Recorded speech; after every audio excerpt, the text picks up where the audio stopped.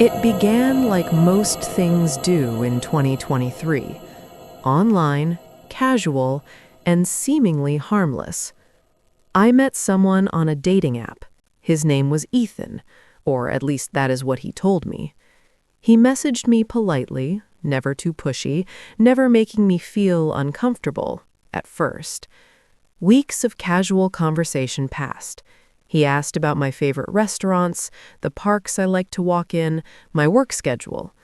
I told myself it was harmless small talk, though a nagging feeling in the back of my mind told me something was off. Finally, after weeks of chatting, we agreed to meet in person, a small coffee shop near the center of town. He was smiling when I saw him. Tall, well-groomed, quiet energy, the type you would not suspect. I felt foolish for ever doubting him, and for a moment I almost believed that the nervous flutter in my stomach was excitement, not apprehension. After the meeting, we began texting constantly. Light-hearted messages at first, then longer conversations late into the night. Occasionally, he would make comments that were slightly too observant about my home or ask questions about my routines. I brushed it off as curiosity, as harmless interest. I should not have. The first warning came subtly. A small package left anonymously at my doorstep. Inside, a set of keys, duplicates to my apartment keys. My hands shook as I held them. Panic rose in my chest, followed by disbelief. How could this be real? I had not given him my keys. I had never told him where I lived. I did not know whether to call the police or confront him directly. I did neither. I hid the keys, hoping it would pass. Then, late one night, I heard a faint noise from above. I live in a 2-story apartment with an attic space I rarely enter. At first, I thought it was the old pipes settling. Then came the second sound, a floorboard creaking above my head, slow, deliberate, rhythmic, not random, not the house. Something was moving, something human. I lay awake listening to the silence that followed the creaking. The faintest rustle, a soft thud. I told myself it could not be real, yet instinct screamed at me that it was. Hours passed. Every sound, the distant hum of traffic, the rustle of the heating vents, the creak of the ceiling fan became amplified, threatening, sinister. I called a locksmith the next morning and changed my locks. I double-checked the doors and windows. Nothing appeared out of place, and yet the fear lingered. I could not shake the sensation that someone had been watching me.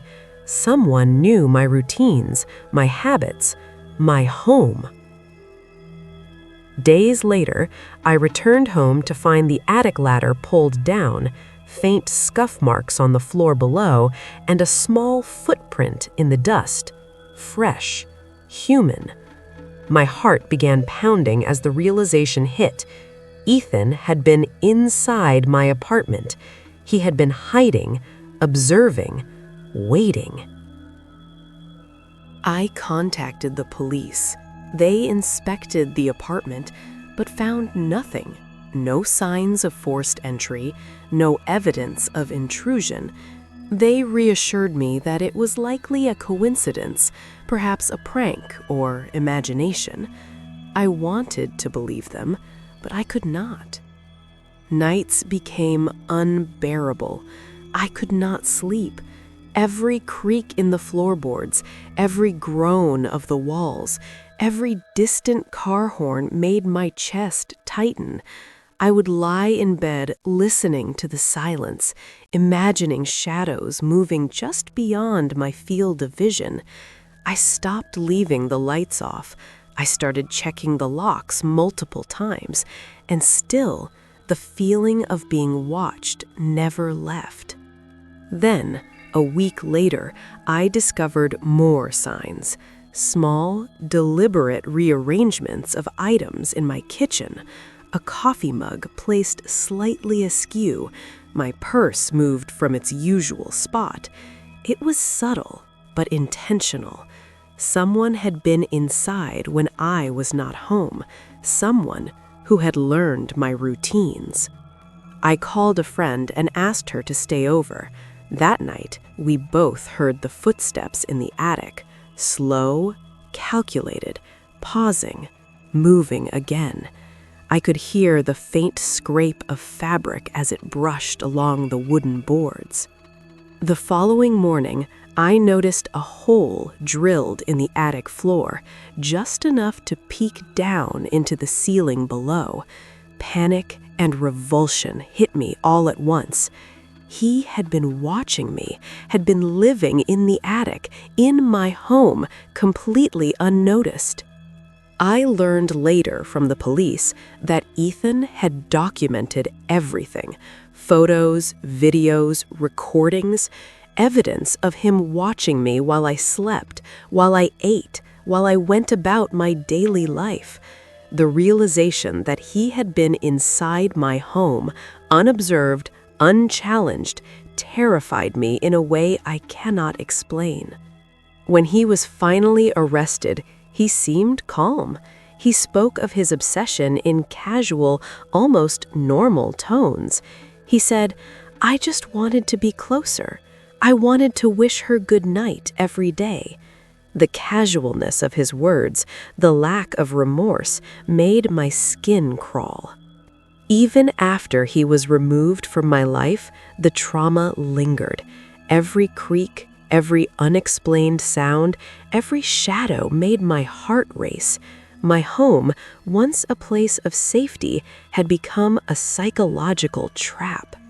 I know now that the most terrifying thing is not what he did, but that he could have done anything.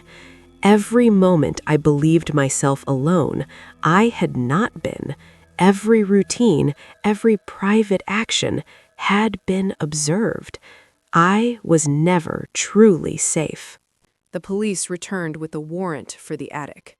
I followed them reluctantly, heart pounding, dreading what they might find.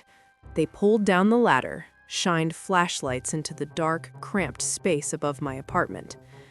At first, it appeared empty, but then a small corner revealed evidence of habitation: a blanket, a few food wrappers, a worn pair of headphones. I could hardly breathe. Someone had been living here, watching me, breathing the same air, moving through my home while I slept, while I went about my life, completely unnoticed. Then they found him. Ethan. He was crouched in the shadows, calm, as if caught in a game rather than committing a crime. His expression was neutral, almost bored. I wanted to scream, to attack, to run, but my body would not move. The officers handcuffed him, and the sheer normalcy of his demeanor made it worse. There was no panic, no desperation. He had done what he had done without fear, without hesitation. It was deliberate. And the thought that he had been planning, waiting, studying, made the hairs on my arms stand on end. Once he was taken into custody, the police searched his belongings. Phones, cameras, notebooks, all filled with photos, videos, recordings. Every moment of my daily life documented without consent. Every private action, every night spent alone, captured. I felt violated in a way that words cannot describe. He had been methodical. He stole my keys months earlier, made duplicates, and had entered my apartment on days when I was out. He hid in the attic during the day, waited silently, and observed. The thought that he had been so close, breathing in the same space, watching me without my knowledge, made the world feel unsafe. During the investigation, the police asked him why. His response was chillingly casual. "I just wanted to be near her," he said.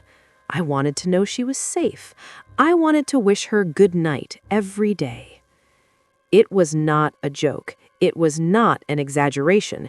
He truly believed his obsession justified every action. The casualness of it, the lack of remorse, made my skin crawl. Someone could plan something so invasive and terrifying and consider it normal. Even after his arrest, the psychological weight did not lift. I could not sleep. Every sound, even the harmless ones, pipes, wind against the windows, distant traffic, became terrifying. My apartment, once a sanctuary, felt contaminated, as if his presence had left a permanent mark. I moved temporarily to a different city, changed my locks, upgraded my security system, and still I could not feel safe. I found myself double-checking doors, windows, cameras, even closets. Every shadow was a threat, every unexpected sound a warning. The trial lasted months. The prosecutors presented clear evidence: photos, videos, duplicate keys, and eyewitness accounts. But what shook me most was the detail about how long he had been in the attic. Days, nights, weeks. He had been in my home for far longer than I could have imagined, without me realizing a thing. The judge and jury were horrified, but the horror I felt went beyond legal justice. No sentence could erase the knowledge that my home had been violated, that someone had studied me, anticipated my routines, and invaded my most private spaces. I began therapy, attempting to process what had happened. The counselor asked about my sleep patterns, my anxiety, my sense of safety. It was impossible to explain. I would never feel truly safe again. My home would always carry the memory of him, the presence of a stranger in the shadows above me, waiting. Even after the conviction, the trauma lingered. Every time I enter a new home, every time I hear a noise in an unfamiliar apartment, my heart pounds. I imagine someone watching from the ceiling, hidden in the attic, unseen but fully present. Friends tried to comfort me. "It is over," they said. "He is in jail." But I knew better. The fear had become part of me. I would never be the same. Sometimes I wonder about him. I imagine him planning for another target, another home, another life. That possibility haunts me more than the details of what he actually did, because he could do it again to anyone, anywhere. The most terrifying realization is simple. Danger does not always announce itself. It hides, it waits, it studies, and sometimes it's already inside, observing, recording, and planning. The attic was only one story, one apartment, but the potential for violation, for obsession, for stalking is endless, and it lingers long after the intruder is gone. If there is one lesson I can offer, it is this: trust your instincts, pay attention to small warnings, protect your space, and understand that the world contains people capable of doing things that are unimaginable. Even the most ordinary interactions online can lead to a horror you cannot see, cannot hear, and cannot prepare for until it's already inside your home.